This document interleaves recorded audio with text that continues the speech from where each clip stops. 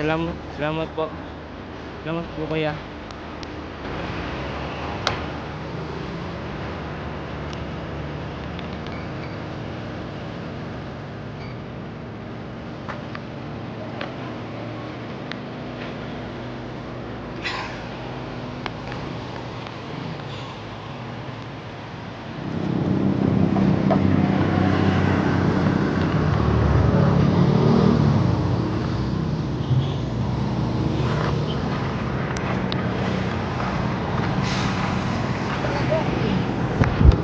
Po. Mga plastic o patilya. Ito, kwarta. Kaya nga po. Nagano ko. Mga lakal. Akong 30, okay mo lang. Sure po kayo? Salamat po. Salamat po. Palitan natin yung pan. Okay. Sige po. Salamat sa Diyos. Thank you po tayo.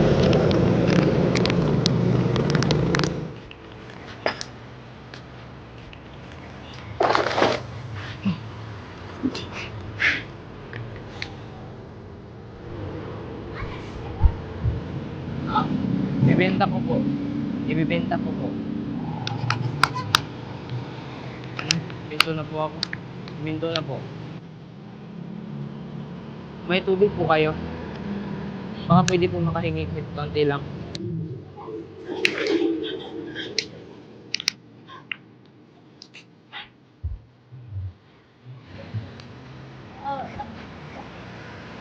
Ngayon salamat po. Hindi pa nga eh.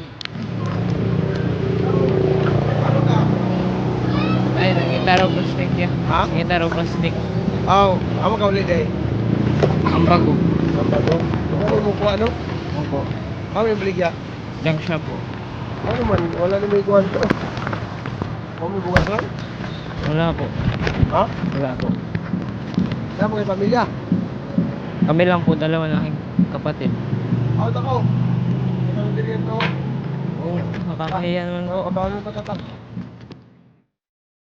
Brad na pinasahi nga kalipay kung ikaw mo tabang.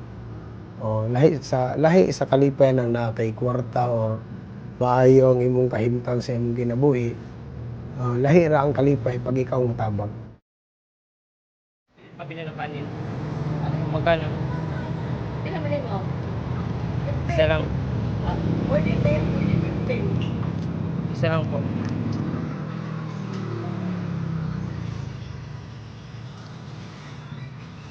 Daanin mo? Ha? Bueno po to. Salamat po.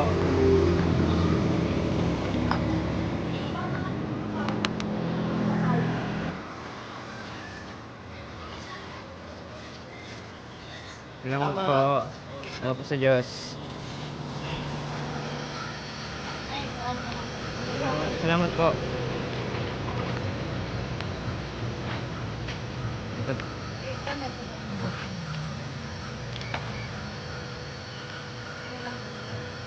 Salamat po. Ma'am, salamat po talaga sa binigay niyo, ma'am. Ano ko, salamat po. Thank you po. Parang maano yung damdamin ko, yung plantig. Kawawa naman. Mama ako eh. Baka mamaya yung anak ko eh, ganun ang gagawin. Tapos walang nakakapansin ba? Yung advance ang isip, mapaghusga. Eh, dapat hindi ganun. Dapat tanungin muna kung ano yung ano. Hindi yung advance yung isip. Yung ko sa akin, nakakagaan ng ano. Ang dami, parang ang gaan. Ibibigyan ko sila kahit kunti lang, masaya na ako.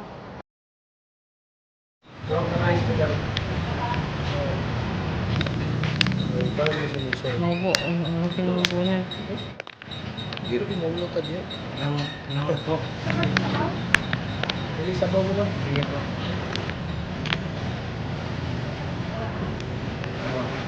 Salamat po, Oo. sir. Salamat po. Dito nga. Opo, salamat. Maraming salamat. 17 po.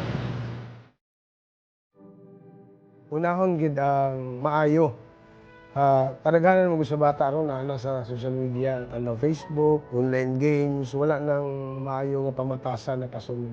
O siguro mag-start sa ginikanan, ipasabot unsay maayo moral lesson sa mga kabataan.